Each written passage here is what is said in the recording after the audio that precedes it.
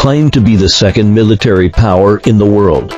Russia, which possesses the strongest steel torrent and the most powerful nuclear weapons on the surface, has surprisingly been raided by the Ukrainian army, which ranks 27th. The Russian army has exerted all its strength on the battlefield for more than 900 days, and the front line has only advanced by more than 100 kilometers. But now, the Ukrainian army has advanced rapidly on the Russian territory in just a few days, as if there were no one to stop them. Even the Russian civilians on the roadside are holding small flags to welcome them. With this battle, the Ukrainian army has become the only country to have occupied a major power in recent decades. The Russian army's face is about to be swollen from the beating. Here, many people jumped out and said that the Russian army is playing a big game, letting the Ukrainian army in first and then surrounding them to wipe them out all at once. Is it really like this? Several thousand Ukrainian troops attacked Kursk, as if they had cultivated the stealth skill and disappeared on the map without the Russian army noticing. Gerasimov first reported that the Ukrainian army was only a battalion-sized combat unit of about 300 people, then changed his words and said there were only 2 or 3 battalions, about 1,000 people.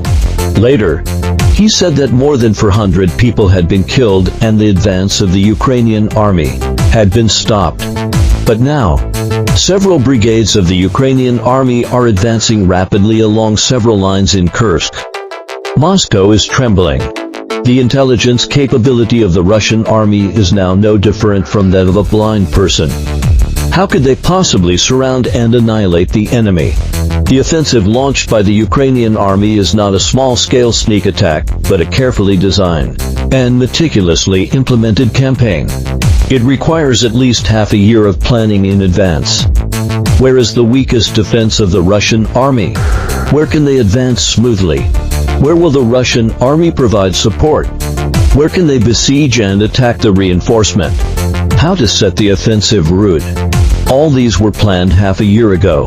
At present, the battlefield between Russia and Ukraine is like an open map for the Ukrainian army. The Ukrainian army sees the Russian army clearly, while the Russian army sees the Ukrainian army blindly. How could the Russian army possibly win in such a battle, even if the Russian army has great strength?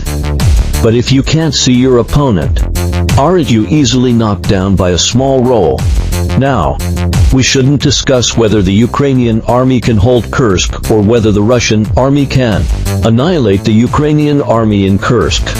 Instead, we should be concerned about whether the Russian army that returns from the Russia-Ukraine battlefield to rescue the situation will be annihilated by the Ukrainian army. The most dangerous moment for the Russian army has not yet arrived. Now that the Russian army has been raided, they will definitely recall the Russian army from the front line. But the intelligence capability of the Russian army is too poor.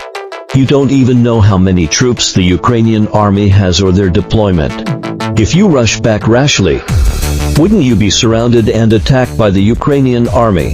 Previously, due to the terrifying intelligence capability of the West, the Russian army dared not concentrate its troops for an attack and could only fight in trenches, separately. But now, a large number of Russian troops are concentrating to return, and the risk of being wiped out is very high.